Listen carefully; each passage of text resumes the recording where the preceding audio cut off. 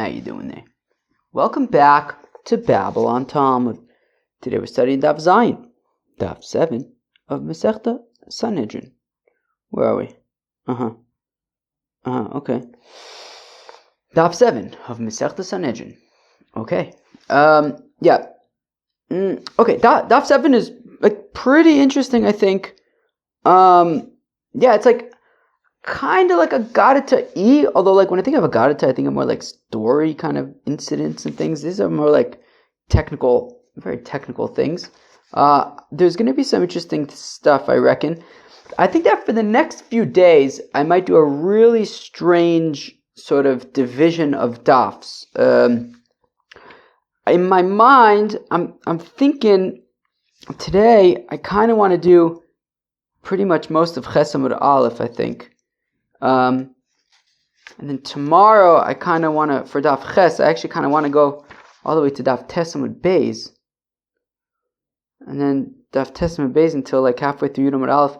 It's a really weird breakup. The thing is that, because really, here's the big thing. The thing is that tomorrow's Daf Ches, kind of starts at the bottom of, like, from Daf Ches Amud Aleph, it just like goes straight, really, until Daf Tes Amud Beis. And like, it's not, the Dafs aren't that big, and there isn't like a good place to break in the middle.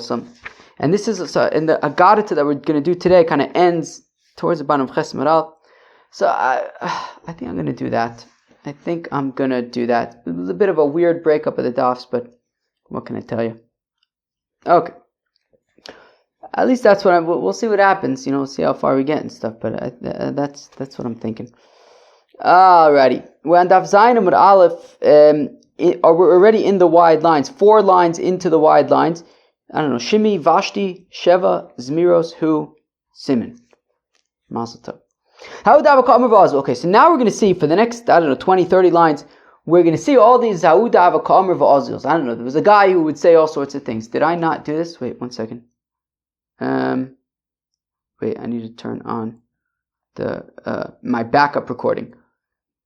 Right, sometimes, of course, you'll notice that the audio quality is not good and there's a lot of echo. It's because I'm using the backup recording because the main recording is really bad.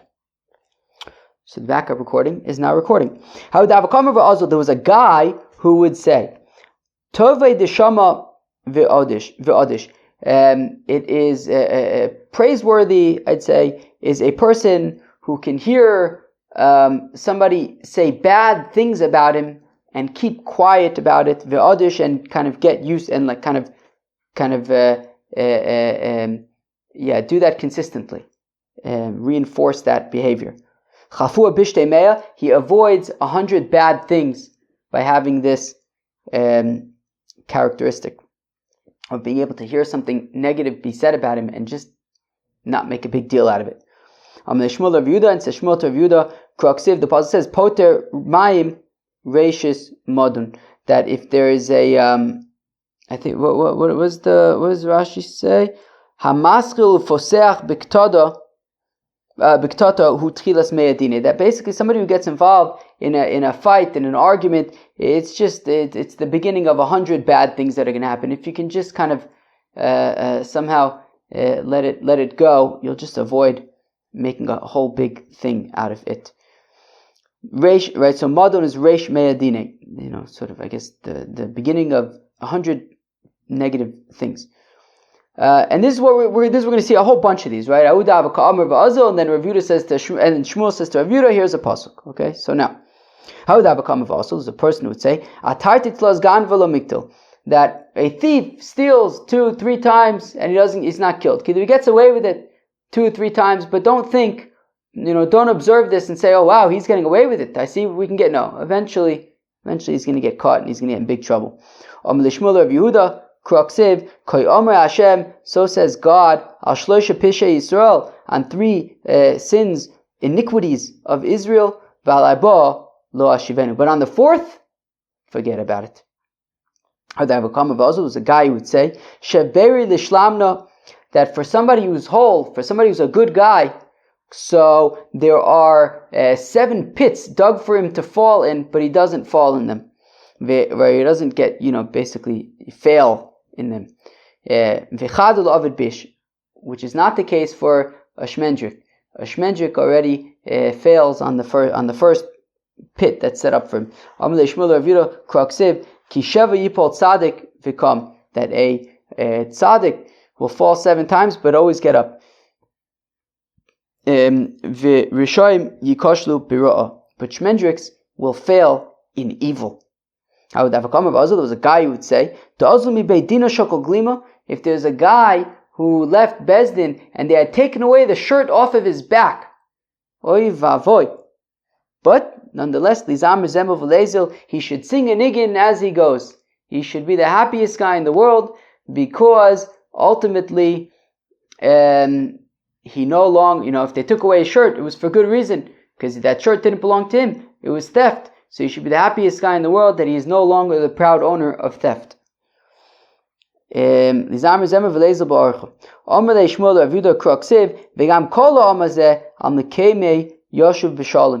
it says by Yisro that the entire nation will, right, Yisro of course set up all the course, and it says the entire nation will come to his place in peace. Everybody's going to be gevaldig, mamash gevalt. Whether you're the innocent guy or whether you're even the guilty guy, everyone's going to be peaceful and chilling. How would that become? A guy would say, "He naima v'dikula shafil." That if you have this woman who's dozing off, and her basket with all of her handiwork is in it, kind of sags and falls over. Right, meaning if you're kind of like falling asleep at the wheel, so your output is going to dwindle. If a person's lazy, then the ceiling is going to sag. I would have a comment also, the guy would say, that a person upon whom I relied, he got up and he took out his fists, and he was getting all upset at me, threatening me. That also the person who I believed in, what's it called? Ochel lachmi is eating my bread, higdil olay okev, and he's being mean to me. Omar, where am I? Okay. How would the avakam was a guy who would say, Kirechimtin hava aziza, when our love was stark, apusi de safsira shchivan, we were so close that we could even lie together on the width of a sword. That was enough for us. That's how close we were. Hashtadlo aziza rechimtin, but now that our love is not strong, purya bashitin garmide lo sagilon. Even a bed that is 60 amas wide is not even enough for us. It's too small. Amr Avuna Kroik Siv, it says Avuna, the pasuk says, Meikar Siv, initially the pasuk says in the Mishkan, V'niad tilchashom, v'dibaiti itchom ala kapores, that Hashem says, I will speak to you from on top of the kapores of the Orin. V'tani, we learned by so Orin Tishva kapores tefach, that the Orin was 9 tefachim tall, the kapores was an additional tefach. So we're talking about Hashem, with the Orin, which was a mere 10 tefachim off the ground, was enough for Hashem. It was 10 tefachim off the ground, 2 amas by 2.5 amas, if I'm not mistaken, right? But that was enough. Hashem would be able to meet Moshe Rabbeinu there.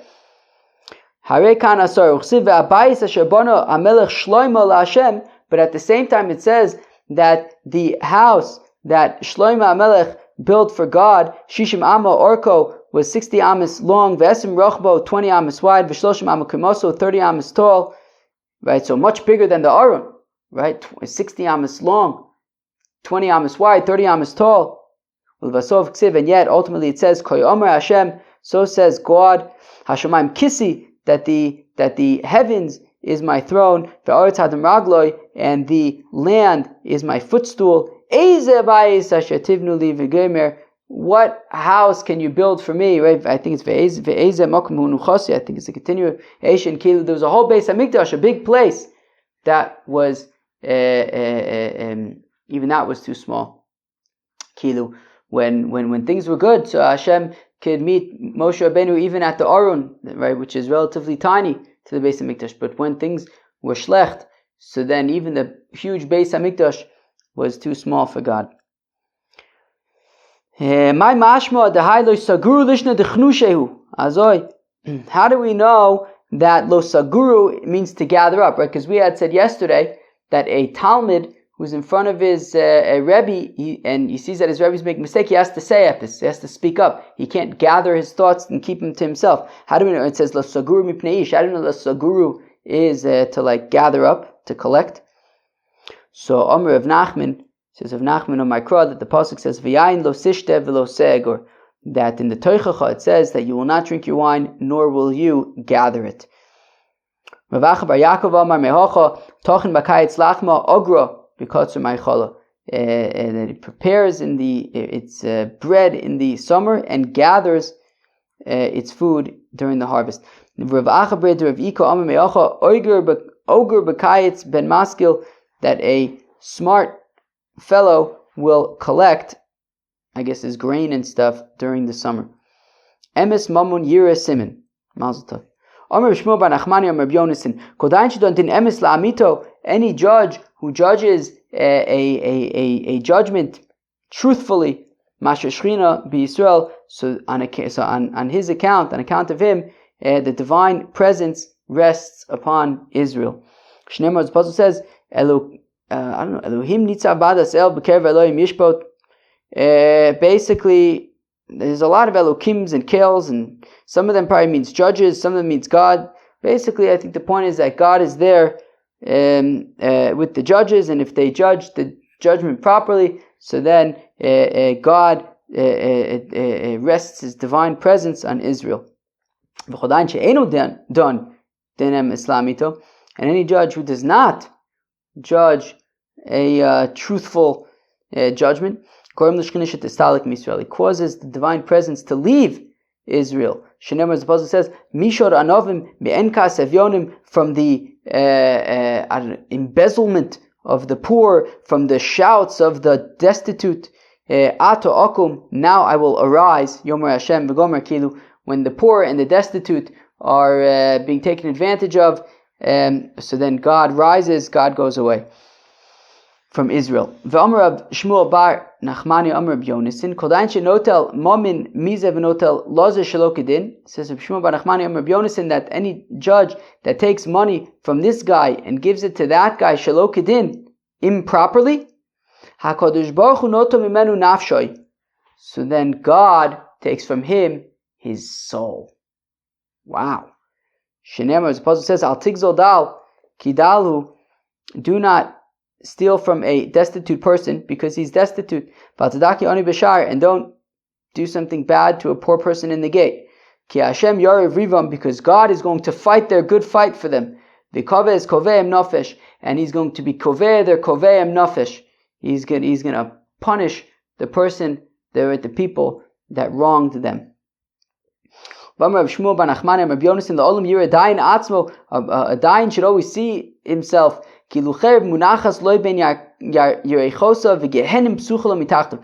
So I don't know if I'm understanding this correctly. My impression of how to understand this is the following: that a judge should always see himself that he has a sword, I guess, on his loins, and that hell is open beneath him. That he should be so fearful of his predicament. A judge should be in fear. It should be as if hell is opened beneath him, and that he needs like a sword to protect himself.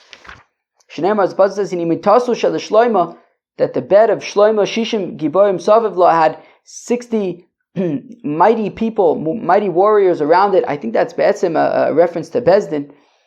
Migibor, you saw from the warriors of Israel, Kulam Achuzei Cherev, all of them had their swords, Melumdei Milchama, and were taught in the arts of war. Ish Charba Yurecho, and everyone had their sword on their, thighs, loins, something, ready to go, ready to fight. Mipachad Baleilis, from fear at night. Mipachta Shal Gehenim Shedom L'Layla, out of fear for hell that is that is similar to night. What does the pasuk mean? Beis David koy Omer Hashem dinu la boker mishpat v'atzilu gazul miyad oishik. What does it mean that the house of David, so says God, Dinu laboker mishpat, judge in the morning a judgment. Vatzilu gozum yad oshek, and save. Maybe Gazor refers to somebody who has been robbed from a robber. Why does it say judge in the morning? What about the rest of the day? You can't judge the rest of the day. If the verdict is as clear to you as the morning, as the light of the morning light, so then paskin it, then verdict it, then say it. But if it's not super clear, don't say it. Says the name of Rabbi Yochanan from here. Say to wisdom, you are my sister. If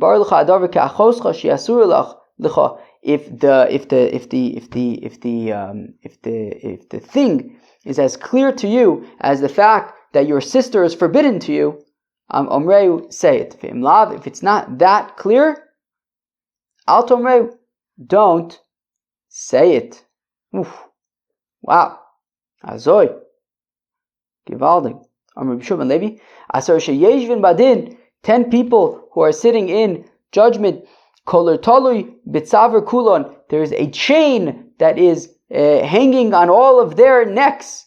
Pshita, that's obvious. Lotzucha ela l'tamid hayoshev fnei rabbi. The point is that it even applies to a student who is there and he sees that his teacher is going to paskin the ruling one way, but the student is there and he realizes that that the Rebbe is making a mistake. Even the chain is around the student's neck. He must say something. Ravuna kiyava osi dina lekame. Ravuna, when a case would come before him, michnif umaisi asar rabbanon, he would gather together 10 rabbis mibei Rav from the Beis Hamikdash. Omer kiechi dilimtai shiva mikshura, so that we'll each get like a wood chip from a beam. Meaning, the idea was, well, if I understand correctly, the idea is that he gathered together 10 rabbis because, as we just said, that everybody there has an obligation to speak up and contribute to the din, and if they don't, and if there's a mistake, so then they all kind of are liable for it. But so Rav Huna figured, if I get more people, then we can spread around the guilt. Kilu, if we make a mistake, if something goes wrong, well then, if it's just me, well then I bear the full brunt of whatever punishment is meted out. But if there's another 10 of us, well then at least we'll divide out the punishment 11 ways. Right? We'll just get like a wood chip from a beam, not the whole beam. Rav Ashi, similarly, Rav Ashi kava osi treifsa lekame, when a meat would come before him to check if it's treif. He would gather around all of the butchers of Mata Mechase where he lived. Omer, he said, shiva mikeshura. So that so that if we're making a mistake here and we say that it's kosher, even though it's treif, at least the punishment will be spread out not just on my shoulders, says Rav Ashi, but me and all of my fellow butchers. Well, me and all of the butchers of Mata Mechase. Kyosar Rav Dimi Omar. When Rav Dimi came, he said, Darish Rav Nachman bar Koin. Rav Nachman bar Koin. Darshan. What is it supposed to mean? Melech b'mishpat yamid eretz ve'ish trumis yarsena. That a king in judgment will uphold the land, but a person of trumas will destroy it. Imdayin dome lemelech she'enu tzarich leklum. If a judge is like a king and that he doesn't need anything, i.e., he's a big Talmid Chacham, he knows all the halachas, he doesn't have to ask. He doesn't have to go around asking people because he doesn't know anything. If he knows, if he's a big Talmid Chacham, right, and just like the king has everything he needs, so he's a Talmid Chacham who knows all the halachas that he needs to know. Well then, that doesn't need anything, Yamid Eretz, so he'll uphold the land. But if he's more similar to a priest who goes around to all the different granaries saying, hey, you got any truma for a priest? And he's going around here, going around there. And similarly, you have the judge who doesn't know everything, and he's going around. He always has to ask, does anybody know the answer to this case? Well, then Yarseni is going to destroy the land. Ukmu Dayana Dulav Gomer. but the house of the Nasi. I guess that's probably in Eretz Yisrael. Ukmu Dayana Dilo Hava Gomer. They instated a judge who was not learned. Amrulei Yehuda bar Nachmani. So they said to Yehuda bar Nachmani Meturgamani the Reish Lakish, who was the announcer, the human microphone of Reish Lakish, the Meturgaman, right? Because the way it would work is, I guess you would have Reish Lakish. He was, of course, giving the shir, but they didn't have microphones. So how do you make sure everyone can hear? So you'd have somebody who, I guess, had a loud voice, and he would. So I guess Reish Lakish would whisper epis to him, and then he would express it to the people. So they said to Yehuda bar Nachmani, who was Reish Lakish's Meturgaman, go to this judge and see if there's anything that he's gonna proclaim to tell you to proclaim. So kum ale ba'amora. Go and be an amora for this judge. So Yehuda bar Nachmani got up and he leaned over to the judge to hear what the judge was going to say. You know what the judge said? Gunished. He didn't say anything at all. Posach ve'omar. So I assume it's Yehuda bar Nachmani who said. He then said, "Hoi, woe, omer le'etz hakitza, woe," who says to the tree, awake, uri le'even dumam, wake up to a quiet stone. Hu yore, is he going to be able to say anything? Hinehu tafus zav v'chesef v'charuach ein bekirbo. He's just gold and silver, but there's no spirit in him. So Keilu, this judge is a bluff, is a hoax. He's got nothing to say. And Hashem is going to exact retribution from those who appoint these ignoramuses as judges. Shenemar, as the Pasuk says, "V'Hashem beichol kodsho has miponov kol haaretz." That Hashem in His holy sanctuary, the whole land. I think it says right after that, right? Yeah, I think it's the very next pasuk. It says the whole land will be silenced. All right, Tazoi, right? Those were, two pasukim, one after the next in Chabakuk. Oh my gosh, I have like the dryer running, and I didn't turn on the vent, for whatever reason. But like all like the dryeriness is like coming up here. It's so dry. I don't know if that was a good idea of mine. Amr Reish Lakish, says Reish Lakish, Kol Hamamid Dayan She'eino Hagin, somebody who appoints a judge who is not worthy. Kilu Notea Asher B'Yisrael. It's like he plants an avodah zarah tree in Israel. Shenem, as Paul says, Shoftim, judges, V'shotrim and officers. Titein L'cha, you shall place. V'samachlein, it says, maybe the next pasuk. Let's see. Okay. It is 3 pasukim later. Nosita l'cha ashera kol eitz, that you shall not plant an avodah tree. Amar Rashi, says Rashi, v'makom sheish tamidei chacham, and where there are tamidei chacham kilu not nito eitzel mizbeach. It's as if he planted this as avodah zarah tree next to the altar. Shenemar eitzel mizbach Hashem Elokecha, as that second, right, the pasuk where it says Losita l'cha ashera kol eitz, it says eitzel mizbach Hashem Elokecha, by the altar of Hashem your God. And as Rashi points out, Tamidei Chacham mechaprin umaginin k'mizbeach, and Tamidei Chacham atone and protect like an altar. Ksiv, it says in one pasuk. Ksiv, the pasuk says, Lo sasun iti Eloi kesef Eloi ezov. Don't make with me gods of silver and gods of gold. Eloi kesef Eloi ezov hu telo avdei ha de'etz shari. What? Only don't make gods of silver and gods of gold, but you can make gods of wood. That's okay. Amar Rashi, says Rashi, Eloya haba b'shvil kesef. No, what it means is Eloah, like Elohim, right? We said Elohim is a reference to judges. So judges that are appointed because they paid their way.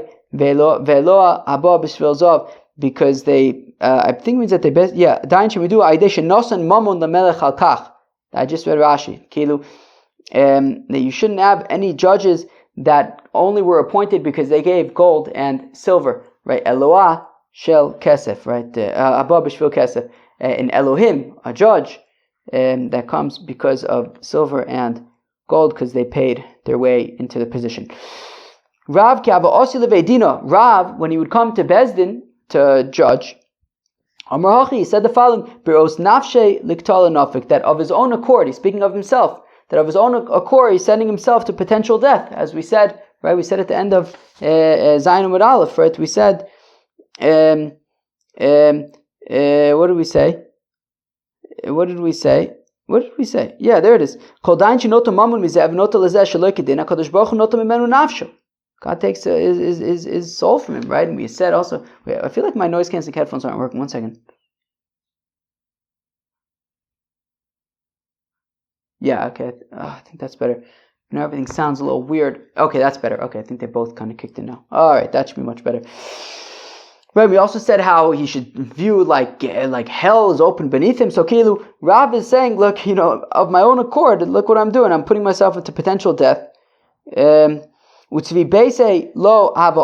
not potentially doing anything to benefit my family. And I'm going to come home empty-handed because I can't accept any money for judging.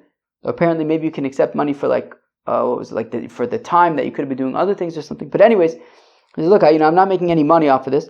All I could hope is that I should be able to come home just like I left my house, right? Just like when now that I'm leaving my house, I'm good, I'm alive, So also when I come back, I should be good and alive.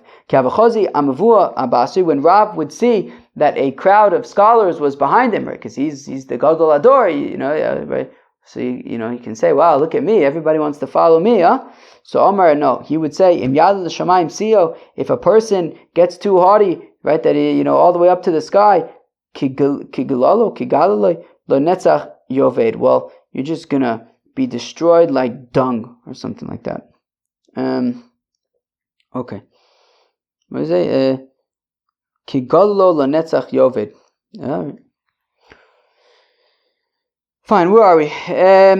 Mazucha Chsida, Kavu Miskafe Le Bishabs de Rigla. So Mazucha Chsida, he was old and it would take him a long time to walk, so they would put him on their shoulders or something on the Shabs de Rigla. It's always unclear to me what exactly the Shabs de Rigla thing is, but apparently maybe it's before the festival, so for 30 days you learn the halachos of the festival, and I guess maybe on all of the Shabbos in the month leading up to the festivals, maybe they would talk about the halachos of the festival. So on that Shabbos, they would carry him on the shoulders because he would walk slowly and he wouldn't want to inconvenience everybody. But I think the point is that maybe that could be considered, you can get haughty, I think, right? They're carrying me, whatever.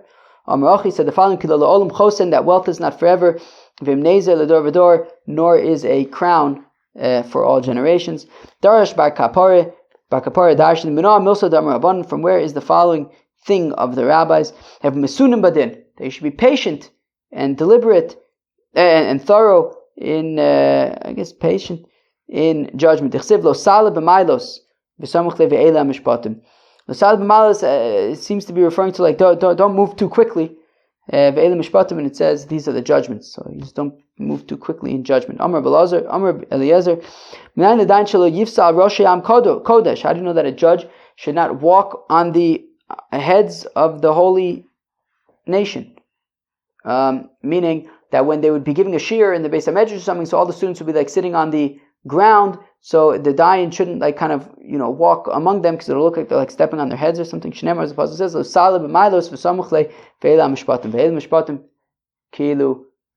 judges, and judges shouldn't step on people's heads. Right? It says it should say that these are the laws that you should teach them. What does it mean that you place them? Why are you placing laws? This is a reference to the vessels, right? Because tasim, to place, means that you're placing things that are movable. So this is a reference to the vessels of the judges. Rafuna, when you would go to Bezdin, he would say the following: Afikuli mani chanusoi, get me the tools of my trade. Makol, a stick to hit people with, v'ritzua, and a strap to whip people with. v'shufra, and a shofar to excommunicate people with, v'sandala, and a shoe for chalitza. And I commanded your judges at that time. So tzav is lashon zerus,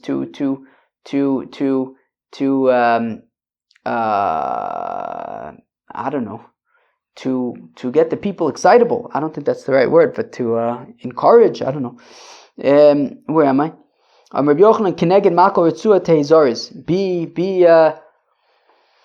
Be trigger happy. Be whatever when it comes to the stick and the whip, to make sure that people realize that there are consequences for their actions. Shema ben achechem ushvatetem. Listen among your brethren and judge. Reb Chanina says, it's brethren plural. Azara lebezdin, that the judges shelo yishma divrei baldin kodem sheyavo baldin chaveru, that the judges should not listen to the arguments of one of the litigants unless before the other litigant is there as well. Right? As he said, shema ben achechem, among your brethren plural, that both litigants need to be there before Bezdin can start listening to the case.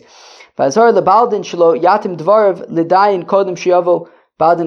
similarly, just like the judges should not listen, also the litigant should not, make heard, should not express his position until his fellow litigant is there. Karibe nami shama ben achechem, that make it be heard among your brethren. I.e., both of them have to be there at the time when either of the litigants begin expressing their positions. Rav Kahana Amar Me'acha lo tisa lo tasi. Right, that it says in the pasuk lo tisa shema shav. Right, don't say anything that's false. So lo tisa, so you shouldn't, I guess, hear it. I guess that's the judge of lo tasi, and also you should not make it be received. Okay, which is the litigants. Ushvatem tzedek. Rish Lakish says, tzadek et adin v'achar kach chatcheu. First, make sure that the judgment is righteous, is correct. Then render it. Ben ish uvein achiv, between a person and his brother. So if you have two brothers that are dividing up their father's estate, and let's say the father had a house, and there's the main house, and there's the attic. So, no, go away, fly away, fly. So obviously the main house is more valuable than the attic. But you could theoretically say, okay, you get the main house, you get the attic. You should both be happy. You're both getting something. You're each getting one thing. Yes, but they're valued differently. The house is much more valuable than the attic. So therefore, so afilu ben bayis laliyah. So you have to make sure that you're actually evaluating the value and make sure that both brothers are getting equal values. Vengero and so gero here, as Rashi points out, making a drasha that it's magoro, like migurim, things inside of the house. Amar Rabbi Yehuda, afilu beintan v'kiraim, even between an oven and a stove. Kilu, an oven is more valuable than a stove. So again, you have to actually look at the actual values and make sure that they're both getting equivalent values. Okay, Chaver, I'm gonna keep going. I think we're only at about 35 minutes or so. It's not super hard Gemara. I think I'm just gonna gun it until the two das, pretty far down Chesed Aleph, but it should move relatively quickly, I think, and it'll just put us in a better position for tomorrow, because tomorrow I kind of want to go all the way until Testament Bays. That's what I'm thinking. All right. Lo sakiru panim b'mishpat, do not recognize faces in judgment. Rabbi Yehuda Omer says, Rabbi Yehuda lo sakireu, says Rabbi Yehuda, do not recognize. If you know that if you're friends with one of the litigants, so then you can't judge because you're gonna favor him. Rabbi Lazar Omer says, Rabbi Lazar lo sinakreu, also fakert. If your enemy is one of the litigants, you can't judge him because he's basically starting out with a disadvantage. Ushpizachne de Rav, one time one of Rav's hosts, also Lekam Ledina, came before Rav for a judgment. Amarlo, and the host says to Rav, Lav ushpizachni at, weren't you once one of my guests? Amarlo in, he says, yes, you were my host, I was your guest. Amarle Dina Isli, and then the host continues, says, by the way, I have a case that I need to bring. Meaning clearly he was buttering up Rav. He's saying, remember me, I did you a favor. So Amar Lei, so Rav says, Pasil Nalach Ladina, look, I can't, I'm disqualified from being your judge since, clearly, I have a positive relationship with you already. You've helped me out, and there's the potential for me to want to help you out. I can't judge you. Amle Rav Rav Kana. So Rav said to his student Rav Kana, "Poke Daine, no Rav Kana, why don't you be the judge?" Chazye, and Rav Kana saw Gois Bey that this litigant was being all haughty because I know Rav, right? And I guess maybe Rav was still there even if he wasn't judging. And basically, Rav Kana realized that he needed to put this person in his place because this person was being haughty. He was assuming he was trying to butter people up. He was being a schwitzer. So Rav Kana puts him in his place. He says, "Look, itzaisa, if you're going to listen to me, I'm in charge over here. And if not, I'm going to take Rav away from your strength. Something to do with basically I'm going to excommunicate you. You're going to be in big trouble. Chill out." Kakod and kagolo tishmon. You have to tishmon or tishmaun? Tishmaun. You have to listen to small cases just like big cases. Amar Ishlakish says, Alecha din shel pruta kedin shel meyamana. That a case of simply one pruta should be just as important to you as a case of 100 manas. Well, a lot more than that. But it doesn't matter. A case is a case. Okay, to what extent? If it's that you have to, analyze the case and give a proper verdict. Shita, obviously, you can't give an incorrect verdict just because it's only a pruta. But no, it means to give precedence. So if a case for a pruta comes to the court, and then afterwards a case of 100 mana comes to the court, we can't say, okay, we're gonna prioritize the 100 mana case. No, first come foy soiv, and therefore the case of the pruta must be dealt with first.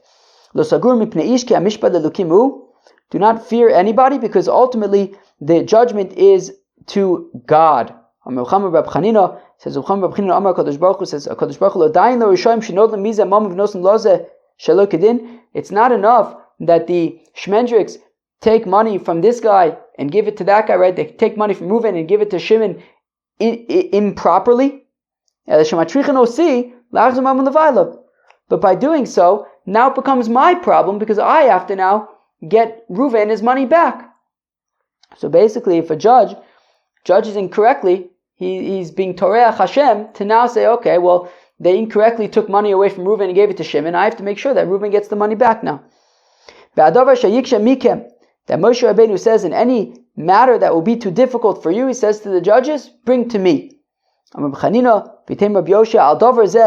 this matter, that Moshe Rabbeinu says, bring it to me, and he doesn't say, bring it to Hashem, Nenash Moshe Rabbeinu was punished.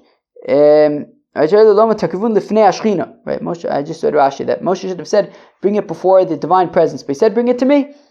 Shnei says, Vayikav Moshe es mishpatun lifnei Hashem, that ultimately the Bnos Tzlafchad, right, meaning that ultimately he had to bring the Parsha of Nachlis, of Yesh Noichalin, of the Bnos Tzlafchad, he had to bring before God because he had never learned that halacha, and he had to go and ask God about it. He wasn't taught that halacha because of the fact that he had said, bring the cases in front of me, when really it should have been bringing it in front of Hashem. So therefore it was the case of Nachlis that he wasn't taught, and he was then ultimately forced to bring the case of the Bnos Tzlafchad before God because he didn't know the halacha. Maskeflo of Nachman by Yitzchak.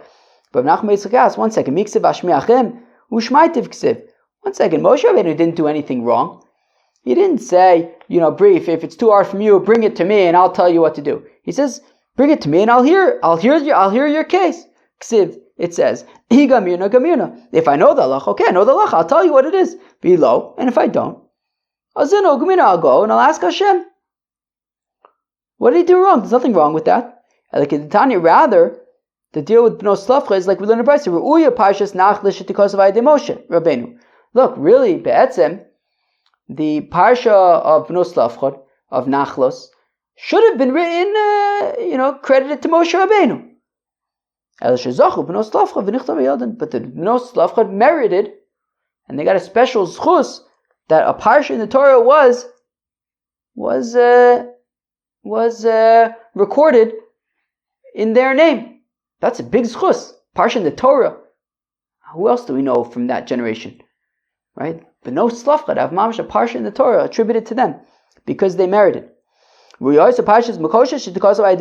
similarly, in the other direction, the parsha of the Makosha Sheitzim, the one who gathered the wood on Shabbos and was stoned to death. So that should have been written, attributed to Moshe Rabbeinu, kilu taught by Moshe Rabbeinu. But but the Makoshesh misbehaved, so we accredit it to him. Interestingly, I think they say that the Makoshesh Eshim, I think was Tzlafchad, was he not? At least one opinion is to teach you that negative things are attributed to negative people and positive things are attributed to positive people. Right? The Bnos Slavchad merited a parsha in the right. They are forever associated with the parsha in the Torah. A halacha in the Torah of Nachlos. And the Makoshesh Eitzim, sinned, and now he is forever going to be remembered as a sinner. And we have a parsha in the Torah describing his sin and his death. The pasuk says, "Vatzav es shoftechim ba'isai." The pasuk says, "And I commanded your judges at that time." Vatzav eschem ba'isai. And it also says that I commanded you at that time. Amar Belazar, Amar Simloi, Azhar letzibur shetei emas dayin alein. So it was a warning to the congregation, to the people, that the fear of the judges should be upon them. But it's also a warning to the judges, sheyisbol es hatzibur, that they should be tolerant towards the people. Ad kama, to what extent do they have to be tolerant?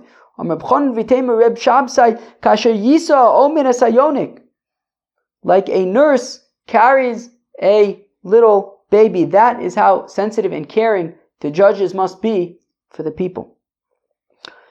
Ksiv, on the one hand, the pasuk says, Kiata Sovo es ha'am, right? It says that Moshe Rabbeinu says to Yoshua that you are going to come into Eretz Yisrael together with all of the rest of the nation. Uchsiv, but Hashem says, Kiata Tovi, that you will bring the nations. Kilu,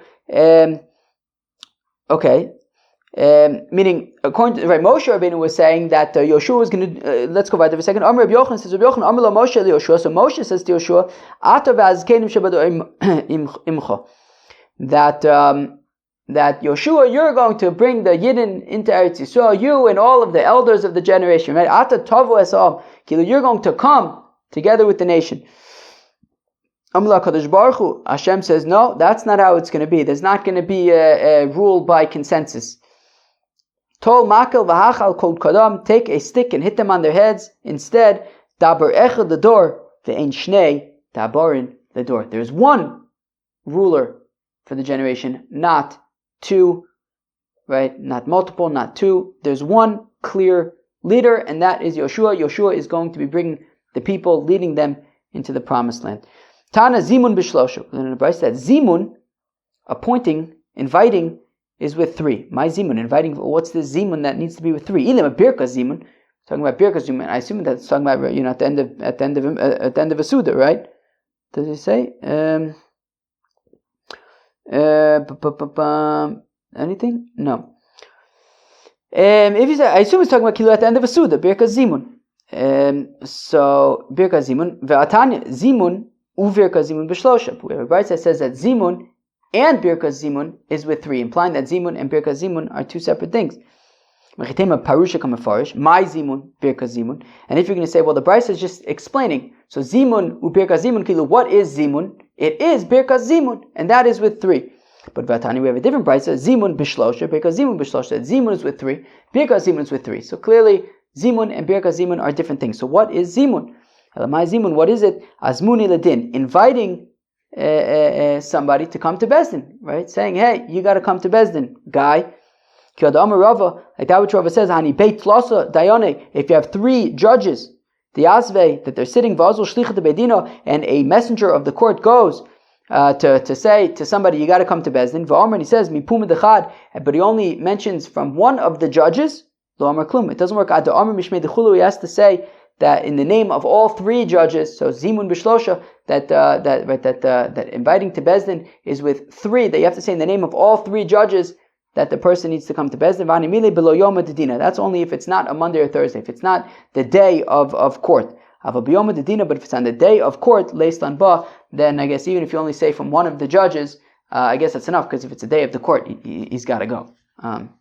Azoy, okay, look, I don't think that this daf took particularly long. I think it's probably less than 50 minutes, probably about 45 minutes if I had to guess. And we did quite a bit. We did daf Zayin, daf Ches, lots of just interesting stuff, I would say, on this daf. I don't know how else to kind of say. Lots of random but also interesting things on this daf. And tomorrow we're going to move on to some other very interesting things. Yeah. Peace out.